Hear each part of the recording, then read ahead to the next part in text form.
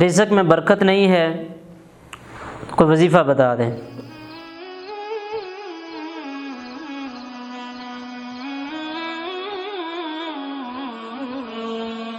بہت سارے لوگ اس پریشانی کا شکار ہیں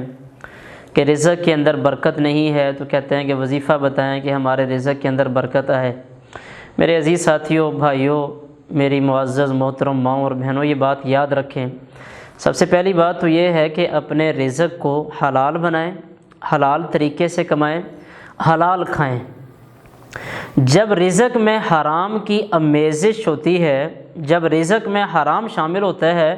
پھر اس وجہ سے برکتیں اٹھ جایا کرتی ہیں۔ عمومی طور پہ ہمارے اس معاشرے کا المیہ یہ ہے،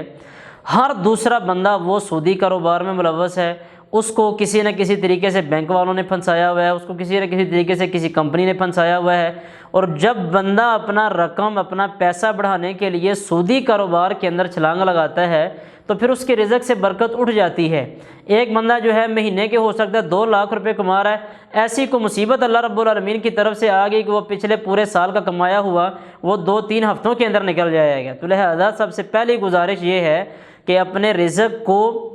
حرام سے بچائیں، اور دوسری بات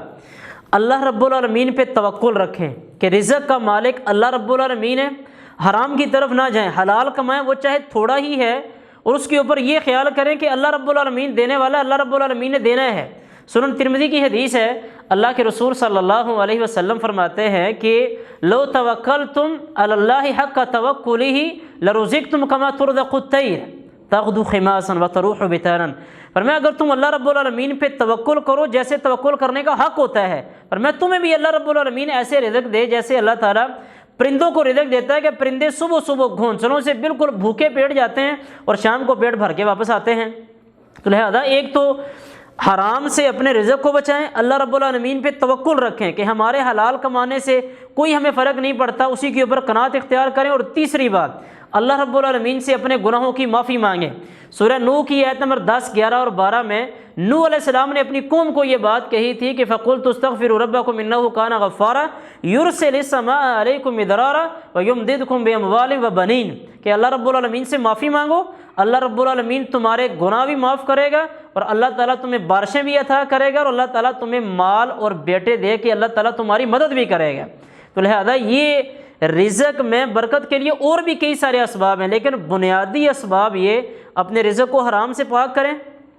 اللہ رب العالمین سے بہت زیادہ استغفار کیا کریں، اپنے گناہوں کی معافی مانگیں، اور اللہ رب العالمین پہ کما حقہ توکل رکھیں۔ جتنا رزق اللہ رب العالمین نے دیا اس کو سمجھیں کہ یہ میرے اللہ تعالیٰ کی طرف سے ہے، اللہ نے جتنا میرے نصیب میں لکھا ہوا ہے اتنا ہی اللہ تعالیٰ نے مجھے دینا ہے۔ جیسے سنن ابن ماجہ کی ایک حدیث میں آتا ہے کہ اللہ کے رسول علیہ السلام نے فرمایا کہ